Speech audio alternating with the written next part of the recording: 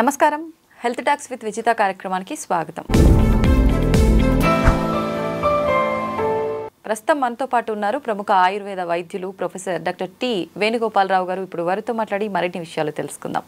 నమస్తే సార్. నమస్తే అమ్మ. సార్, చూస్తున్నాం డయాబెటీస్ అనేది చాలా పెద్ద సమస్యగా మారిపోతోంది రోజు రోజుకి. చిన్నపిల్లల నుంచి పెద్దవాళ్ళ వరకు రకరకాలుగా చూస్తున్నాం ఈ డయాబెటీస్ అనేది. కానీ ముఖ్యంగా డయాబెటీస్ ఉన్న వాళ్ళలో కాంప్లికేషన్స్ కూడా చాలా ఎక్కువగా ఉంటాయి. అందులో భాగంగా తీసుకుంటే కాన్స్టిపేషన్, మలబద్ధక సమస్య ప్రత్యేకించి డయాబెటీస్ వాళ్ళలో చాలా ఎక్కువగా ఉంటుంది. దీనికి కారణం ఏంటి? దీని నుంచి బయటపడాలి అంటే ఎటువంటి విధానాలు ఆచరించవచ్చు అంటారు? ధన్వంతరి నమః. ముఖ్యంగా డయాబెటిక్ పేషెంట్స్లో మీరు అన్నట్టు కాంప్లికేషన్స్ రకరకాలుగా ఉంటాయి. అవును సార్. వాటిల్లో క్రానిక్ డయాబెటిక్స్ అంటే షుగర్ వచ్చి ఒక 10 సంవత్సరాలు దాటిన పేషెంట్స్ మనం క్రానిక్ డయాబెటిక్స్ లాగా భావించవచ్చు. దీర్ఘకాలంగా డయాబెటీస్తో బాధపడే వాళ్ళు. అటువంటి వాళ్ళలో 100లో 60% మందికి మలబద్ధత సమస్య అనేది ఒక కాంప్లికేషన్ లాగా ఉంటుందన్నమాట. ఆల్మోస్ట్ హాఫ్కి పైన ఈ సమస్య ఉంటుంది. కాకపోతే ఏంటంటే చాలా మంది దీనికి ఏదో రకరకాల చిట్కాలు, గృహ వైద్యాలని, చిన్న చిన్న రెమెడీస్ అని, లేదంటే ఏదో చూర్ణాలని, లేకపోతే ఇంకేదో టాబ్లెట్స్ అని రకరకాలుగా వాడుతుంటారు. కానీ ఆయుర్వేద పరంగా ఈ సమస్యకి ఒక స్పెసిఫిక్గా కొన్ని రెమెడీస్, కొన్ని మనకి మూలికలు ఆయుర్వేదంలో ఉన్నాయన్నమాట. సో ఆ సమస్యకు తగిన విధంగా మనము మందు వాడితే ఈ సమస్య నుంచి బయటపడవచ్చు. ఇది ఎలా ఉంటుందంటే మీకు చిన్న ఎగ్జాంపుల్ చెప్తాను. మనకి మలబద్ధతకు సంబంధించిన మందులు చాలా ఉన్నాయి, కొన్ని వందలు ఉన్నాయి. దాంట్లో త్రిఫల చూర్ణము, పంచసకార చూర్ణం అని ఇట్లా చాలా అంటే చాలా ఉన్నాయి. అవన్నీ కూడా ఆయుర్వేదంలో చెప్పబడ్డాయి. కానీ వాటికి ఒక ప్రత్యేకమైన ఒక అంశం ఉంటుందన్నమాట. అంటే ఎక్కడ వాడాలి అనే దాన్ని బేస్ చేసుకొని దాన్ని ఫార్ములేట్ చేశారనమాట. అంతే తప్ప ప్రతి మలబద్ధతకు సంబంధించిన మెడిసిన్ ప్రతి కండిషన్లో ప్రతి ఒక్కరిలో పనిచేయదు.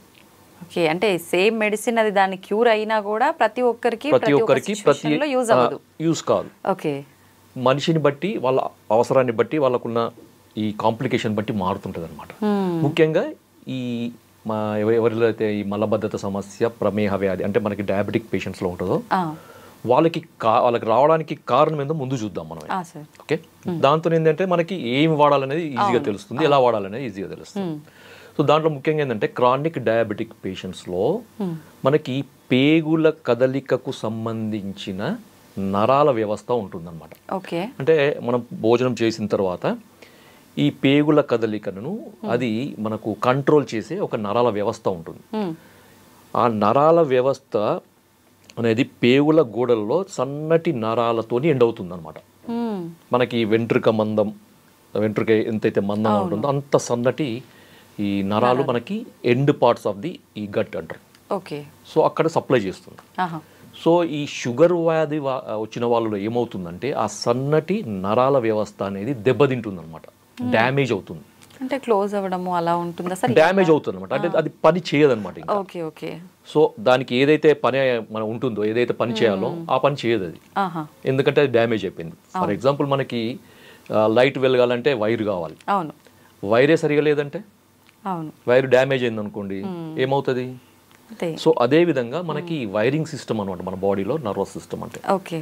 సో ఇక్కడ మనకి పేగుల కదలిక సంబంధించిన నరాల వ్యవస్థలో సన్నటి నరాలు అనేవి దెబ్బతినడము, డ్యామేజ్ కావడం దీంట్లో జరిగేది అనమాట. అది కూడా కొంతమందిలో షుగర్ కంట్రోల్ ఉన్నా కానీ డ్యామేజ్ అవుతుంది, కొంతమందిలో షుగర్ కంట్రోల్ కాకుండా ఎక్కువగా ఉన్నప్పుడు కూడా డ్యామేజ్ అవుతుంది అనమాట. ఎందుకని సార్ అలా? ఇప్పుడు షుగర్ ఎక్కువ ఉన్నప్పుడు అంటే నిజంగా మీరు అన్నట్టు అన్ని ఆర్గాన్స్ పైన ఎఫెక్ట్ పడుతుంది ఇలా అంటారు కదా, మరి కంట్రోల్లో ఉన్న వాళ్ళకి కూడా కంట్రోల్లో ఉన్న వాళ్ళకి కారణం ఏంటంటే వాళ్ళ శరీర తత్వం. ఓకే, దీన్ని ఫినోటైప్, జీనోటైప్ అంటారు. శరీర ప్రకృతి అని ఆయుర్వేదంలో అంటారు అనమాట. బై డిఫాల్ట్ వాత తత్వం ఉన్న వాళ్ళు ఉన్నారు అనుకోండి, వాళ్ళకి షుగర్ లేకున్నా మనకి కాన్స్టిపేషన్ ఉంటుంది, ఇంకా షుగర్ వస్తే ఇంకా కాన్స్టిపేషన్ అనే ఎక్కువ వస్తుంది అనమాట. సో అది మనకి కాన్స్టిట్యూషన్ పరంగా కూడా మనకి డయాబెటిక్ కంట్రోల్లో ఉన్నా కానీ వాళ్ళ శరీర తత్వాన్ని బట్టి ఈ సమస్య వచ్చే అవకాశం ఉంటుంది అన్నమాట. ఓకే, సెకండ్ వచ్చేసి మరి దీనికి ఈ సమస్య నుంచి బయటపడడానికి మనం ఏం చేయాలి, రెండవ ప్రశ్న కదా. సో దీనికి ఏంటంటే మా క్లినిక్లో మేము దాదాపు ఒక 20 ఏళ్ళ నుంచి ప్రాక్టీస్ చేస్తున్నాం. డయాబెటిక్ పేషెంట్స్ చాలామంది వస్తుంటారు, వేల మందిలో మేము చూస్తుంటాం. సో వాళ్ళలో మేము ఎక్కువగా ఈ ఒక మూలికను మేము ఇస్తుంటాం అనమాట. సో అది చాలా అద్భుతంగా పనిచేస్తుంది. అది ఈ రోజు మన ప్రేక్షకుల కొరకు మనం చెప్తున్నాం అనమాట. సో దాని పేరు ఏంటంటే చూడమ్మా, ఇది ఓకే, ఏ మూలిక సార్ ఇది? దీని పేరు కట్టుక్క రోహిణి అమ్మ. తెలుగులో దీన్ని కట్టుక్క రోహిణి అంటారు. కట్టుక్క రోహిణి. ఓకే. దీన్ని ఆయుర్వేదంలో కుట్టుకి ఆర్ కట్టుకి అని అంటారు. సో దాదాపు అన్ని భాషల్లో కూడా కట్టుక రోహిణి లేదా కుట్కి అని అంటారు. హిందీలో కుట్కి అంటారు. సో సంస్కృతంలో కట్టుకి అని అంటారు. హిందీలో కుట్కి, తెలుగులో కట్టుక రోహిణి. కట్టుక, కుట్టుకి, కట్టుకి ఇవంతా ఆల్మోస్ట్ అన్ని లాంగ్వేజ్ లో వస్తుంది. సో మీరు మార్కెట్ లో కట్టుక రోహిణి అంటే మనకి ఈజీగా దొరుకుతుంది. ఇది చెట్టుకు సంబంధించిన వేరు భాగం అన్నమాట. మనకి ఇది ఎక్కువగా హిమాలయాల్లో పెరుగుతుంది అన్నమాట. హిమాలయాల్లో పెరిగే మూలిక ఇది. ఇప్పుడు మామూలుగా మనకి స్టోర్స్ లో మనకి ఆయుర్వేదం మూలికలు అమ్మే షాప్స్ దొరుకుతుంది. లేదు అంటే ఆన్లైన్ లో కూడా మీరు కట్టుకి లేకపోతే కట్టుక రోహిణి అని కొట్టండి, దొరుకుతుంది. ఇప్పుడు బాగుంది సార్, మీరు సమస్య చెప్పారు, దానికి పరిష్కారం ఏంటి అంటే ఈ మూలిక అని చెప్పారు. మరి ఈ మూలికను తీసుకొచ్చాము, దీన్ని ఎలా ఉపయోగించాలి?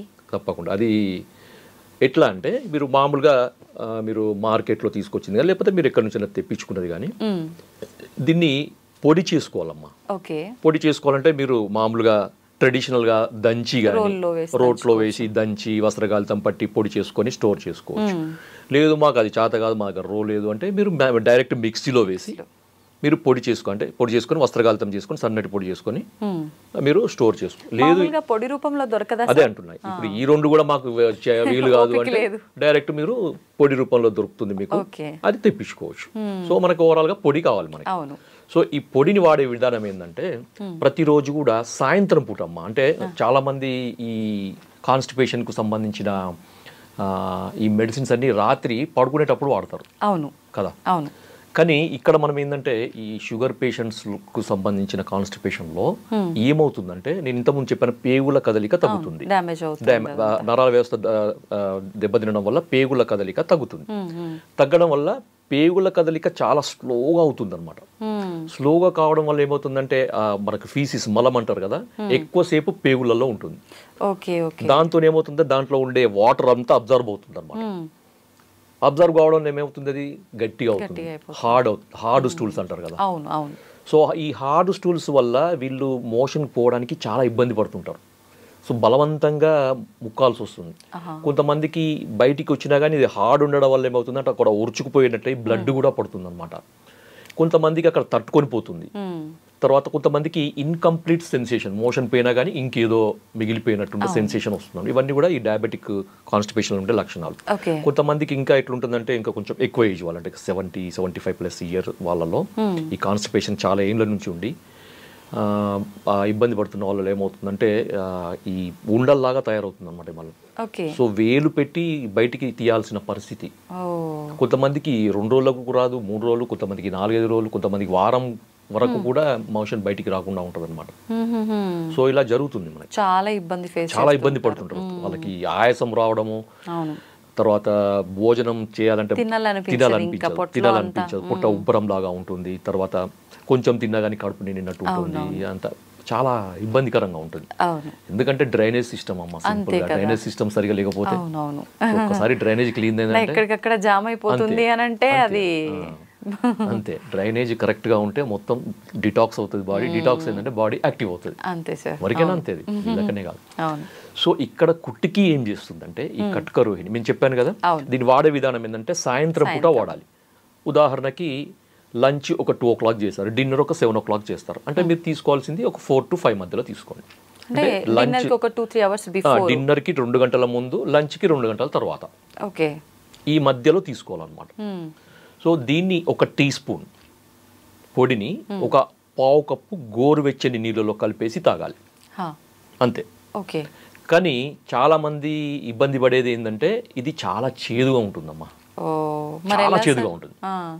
అయినా తీసుకోవాలి, కళ్ళు మూసుకొని తీసుకోవాలి, ముక్కు మూసుకొని కళ్ళు మూసుకొని తీసుకోవాలి, తప్పదు. దీనివల్ల బెనిఫిట్స్ ఏంటో చెప్తాను నేను. ఎందుకంటే కట్టుక రోహిణి మనం ఎందుకు ఇస్తున్నాము ఈ కండిషన్లో అంటే ఆయుర్వేదంలో కట్టుక రోహిణికి ఒక స్పెసిఫిక్ యాక్షన్ చెప్పారనమాట. సో భేదితం పిండిత మలానాం అంటే గట్టిపడ్డ మలాలను సాఫ్టెన్ చేస్తుంది ఇది. సో ఆ లోపల ఉన్న హైడ్రేషన్ అంటే వాటర్ లాగకుండా చేస్తుంది ఇంటెస్టైన్స్లో, చేసి లోపల ఉన్న ఈ ఫీస్ మలానికి మెత్తబడేటట్టు చేస్తుంది అనమాట. వాళ్ళు మోషన్ పోవడానికి చాలా ఈజీ అవుతుంది, ఎక్కువ స్ట్రెయిన్ లేకుండా పూర్తిగా అది తగ్గుతుంది. ఇంకొకటి ఏంటంటే కట్కరోహిణి చాలామంది చాలా అంటే ఆయుర్వేద వైద్యులందరికీ తెలుసు కట్కరోహిణి అనేది లివర్కి సంబంధించిన మందు అని. ఎందుకంటే లివర్ యొక్క ఫంక్షన్ కూడా ఇది రిస్టోర్ చేస్తుంది అనమాట. కొంతమందికి లివర్ ప్రాబ్లం వల్ల కూడా కాన్స్టిపేషన్ రావచ్చు. డయాబెటీస్ పేషెంట్లో నరాలతో వల్లనే కాకుండా కొన్నిసార్లు లివర్ ప్రాబ్లం వల్ల కూడా రావచ్చు. నరాల వ్యవస్థ బాగానే ఉండి అలాంటి ప్రాబ్లం ఉన్న వాళ్ళకి కూడా ఇది సెట్ అవుతుంది. ఎందుకంటే మనకు లివర్ ఫంక్షన్ టెస్ట్ లో ఎస్జిపిటి అనే ఎంజైమ్స్ ఉంటాయి, లివర్ ఎంజైమ్స్. ఈ ఎంజైమ్స్ ఎలివేట్ అయినప్పుడు కూడా మనకి సైంటిఫిక్, ఇది నేను చెప్పేది కాదు, నా సొంతంది కాదు ఇది. సో ఇది సైంటిఫిక్ గా ప్రూవ్ అయింది అనమాట.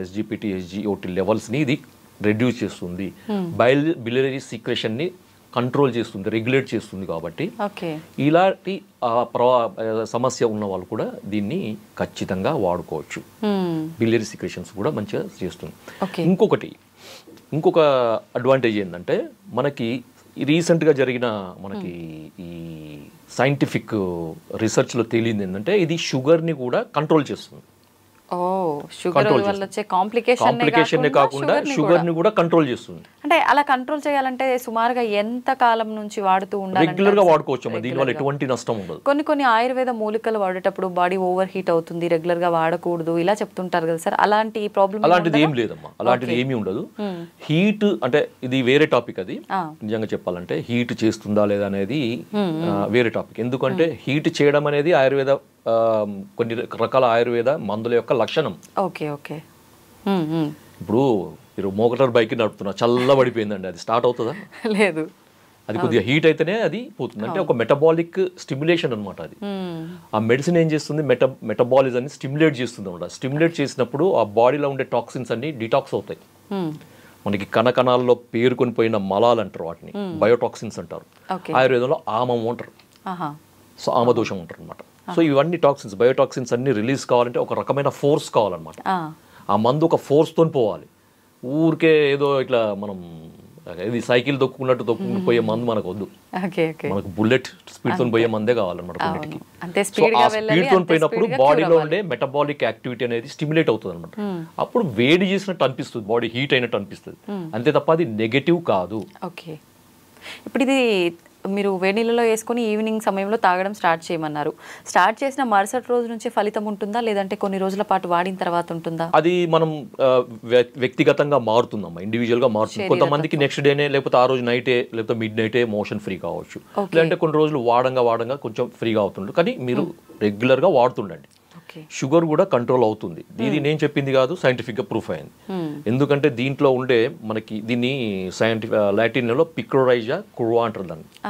ఓకే, దీన్ని ఇంగ్లీష్ లో మనకి టెక్నికల్ గా ఈ ఏమంటారు ట్రేడ్ నేమ్ ఏంటంటే హెలిబోర్ అంటారు, హెలిబోర్. సో దీంట్లో పిక్రోరైజిన్ అనే ఒక కెమికల్ ఉంటుంది అనమాట, ఒక బయోకెమికల్ రసాయనం. దాంట్లో బయోకెమికల్ అంటారు, లేకపోతే యాక్టివ్ ఇంగ్రీడియంట్ అంటారు, ఫైటోకెమికల్స్ అంటారు. సో ఇది ఏం చేస్తుందంటే మనకి బ్లడ్లో ఉండే మనకి ఇన్సులిన్ కావాలి కదా, మనకి బ్లడ్లో ఉన్న రక్తం అనేది కణాలకి పోవాలంటే ఇన్సులిన్ అవసరం. ఓకే, తర్వాత ఈ ఇన్సులిన్ ఇన్సులిన్ యొక్క సమక్షంలో ఈ ఏమంటారంటే ఈ షుగర్ అనేది లోపలికి పోవాలంటే ఒక ట్రాన్స్పోర్టర్ సిస్టమ్ కావాలన్నమాట, GLUT4 అంటారు దాన్ని. ఓకే, ఆ ట్రాన్స్పోర్ట్ అనేది మనకి కణాలలో ఉంటుంది, శరీర కణాలలో ఉంటుంది అనమాట. సో ఆ ట్రాన్స్పోర్ట్ ద్వారానే ఈ షుగర్ అనేది బ్లడ్ నుంచి లోపలికి వస్తుంది, లేదంటే బ్లడ్లోనే పేరుకొని పోతుంది. సో ఆ ట్రాన్స్పోర్ట్ సిస్టమ్ సవ్యంగా పనిచేయాలంటే ఇన్సులిన్ కావాలి. సో ఈ దీంట్లో పిక్రోరైజిన్ లేకపోతే కుట్కిన్ ఏం చేస్తుందంటే ఈ మన శరీర కణాలలో ఉండే ఈ GLUT4 ట్రాన్స్పోర్ట్ని సెల్ ఇట్లా ఉంటుంది కదా కణం, ఆ కణం యొక్క పొరకి చేరుస్తుంది అనమాట. దీన్ని ట్రాన్స్లోకేషన్ అంటారు అనమాట. అంటే మనకి గ్లూకోజ్ ట్రాన్స్పోర్టర్స్ని ట్రాన్స్లోకేట్ చేసే యాక్టివిటీ ఉంది. కాబట్టి ఏంటంటే రక్తంలో ఉన్న షుగర్ అనేది సెల్ లోపలికి వస్తుంది, మన శరీర కణాలలోకి వస్తుంది, దాంతో రక్తంలో ఉండే షుగర్ తగ్గుతుంది. ఓకే ఓకే, అర్థమైందా? ఈ రకంగా డయాబెటీస్ కూడా ఈ రకంగా మనకి 2 రకాల బెనిఫిట్స్. అవునవును. కొంతమందికి షుగర్ కంట్రోల్ లేకపోవడం వల్ల నరాలు డ్యామేజ్ అయ్యి కాన్స్టిపేషన్ రావచ్చు. అలాంటి వాళ్ళకి షుగర్ తగ్గిస్తుంది, కాన్స్టిపేషన్ రిలీవ్ చేస్తుంది. సేమ్ టైం రెండు తగ్గిస్తుంది. లేదు మీకు షుగర్, మీకు కాన్స్టిపేషన్ లేదు, కొంతమందికి డౌట్, ఇప్పుడు వీడియో చూసే వాళ్ళకి చాలా డౌట్లు వస్తాయి. సార్ మా కాన్స్టిపేషన్ లేదు, మీరు ఇది షుగర్ కూడా బాగా పనిచేస్తుంది అన్నారు కదా, ఇది మేము వాడచ్చా? తప్పకుండా వాడచ్చు, తప్పకుండా. సార్ చిన్న పిల్లల్లో కూడా ఇప్పుడు షుగర్ ఉంటుంది, మలబద్ధకం సమస్య లేకపోయినా కూడా క్యూర్ అయ్యే ఛాన్స్ ఉంది కాబట్టి చిన్న పిల్లలకు కూడా ఇది ప్రతిరోజు ఇవ్వచ్చా? ఇది ఇప్పుడు చిన్న పిల్లలలో వచ్చే డయాబెటీస్ టైప్ 1 డయాబెటీస్ అంటారమ్మా, అది క్యూర్ కాదు. అది క్యూర్ కాదు, ఎందుకంటే అక్కడ ఇన్సులిన్ సిక్రెట్ చేసే ప్యాంక్రియాటిక్ బీటా సెల్స్ పూర్తిగా డ్యామేజ్ అవుతాయి, లేకపోతే అబ్సెంట్ అన్న ఉంటాయి. సో దానికి వేరే లేదు, వేరే ఆల్టర్నేటివ్ లేదు దానికి. సో దానికి కొన్ని రకాల టెస్టులు ఉంటాయి. ఒకవేళ మనకి ఏదన్నా ఉంటే తెలుసు, జెనెటికల్ రీజన్ కానీ లేకపోతే ఇంకేదన్నా ఆటో ఇమ్యూన్ రీజన్ కానీ ఏదన్నా ఉండొచ్చు కొంతమందిలో. కొంచెం ఇమ్యూనిటీ సంబంధించిన సెల్స్ అనేవి ప్యాంక్రియాటిక్ బీటా సెల్స్ని అటాక్ చేయడం వల్ల డ్యామేజ్ అయ్యే అవకాశం ఉంటుంది. సో అలాంటప్పుడు మనం కొన్ని రకాల ఈ యాంటీబాడీస్ని కంట్రోల్ చేసే మెడిసిన్స్ వాడడం వల్ల కొంతమందికి ఉపయోగం ఉండొచ్చు, కానీ బై బర్త్ జెనెటికల్గా వచ్చే వాళ్ళకి మాత్రం మనం ఏం చేయలేము. ఓకే సార్, ఇప్పుడు ఆయుర్వేదం అనగానే చాలా మందిలో ఒక అపోహ ఉంటుంది, పథ్యాలు చేయాలి ఏం మెడిసిన్ వాడినా కూడా అని చెప్పి. ఇప్పుడు ఈ మూలికలు ప్రతిరోజు వాడమన్నారు, దీంతో పాటు మనం ఎవ్రీడే ఏదైతే ఫుడ్ తీసుకుంటున్నాం అదే ఫుడ్ కంటిన్యూ చేయొచ్చా, ఏదైనా స్కిప్ చేయాల్సి ఉంటుందా? ఏమి చేయాల్సిన అవసరం లేదు, మీరు రెగ్యులర్గా వాడే ఫుడ్ని అలాగే వాడండి. ఓకే, షుగర్ లేని వాళ్ళు కూడా వాడుకోవచ్చు దీన్ని. కాకపోతే ఆ చేదు కొరకు మీరు ఏదన్నా షుగర్ లేని కదనుకోండి, షుగర్ కలుపుకొని వాడండి, సరిపోతుంది. బెల్లం పొడి అంతే కలుపుకోవచ్చు, తేనెనో బెల్లం పొడో లేకపోతే షుగరో లేకపోతే కండ శర్కరో ఏదో ఒకటి కలుపుకొని తీసుకోవచ్చు. అంటే ఇప్పుడు మలబద్ధకం సమస్య ఉండి షుగర్ లేని వాళ్ళకు ఇప్పుడు నేను చెప్పిన దానికి షుగర్ ఆ టేస్ట్ ఒకవేళ చేదు మీకు నచ్చకపోతే మీరు ఈ విధంగా దానికి కొద్ది ఆల్టరేషన్ చేసుకొని వాడుకోవచ్చు. No issue. ఇది ఓన్లీ వాటర్ లోనేనా, పాలల్లో అలా కూడా? పాలల్లో వాడద్దు, ఎందుకంటే ఇది చేదు కదా. చేదు అనేది మనకు ఆయుర్వేదంలో మనకి దానికి వ్యతిరేకం అవుతుంది అనమాట, కాంట్రాస్ట్ ఫుడ్ అంటారు దాన్ని. Okay okay, thank you sir, నిజంగా చాలా వాల్యుబుల్ ఇన్ఫర్మేషన్ అయితే ఇచ్చారు. ప్రతి ఒక్కరూ డయాబెటీస్తో బాధపడుతున్నారు, ప్లస్ దాంతోపాటు మీరు అన్నట్టుగా చాలా రకాల కాంప్లికేషన్స్. ఈ మలబద్ధకం సమస్య మామూలు వాళ్ళలో వస్తేనే చాలా ఇబ్బంది పడుతూ ఉంటారు, అలాంటిది షుగర్తో పాటు మలబద్ధకం అంటే నిజంగా చాలా ఎక్కువ సమస్యనే ఫేస్ చేస్తున్నారు. అటువంటి వాళ్ళకి చాలా మంచి ఇన్ఫర్మేషన్ ఇచ్చారు sir, thank you very much.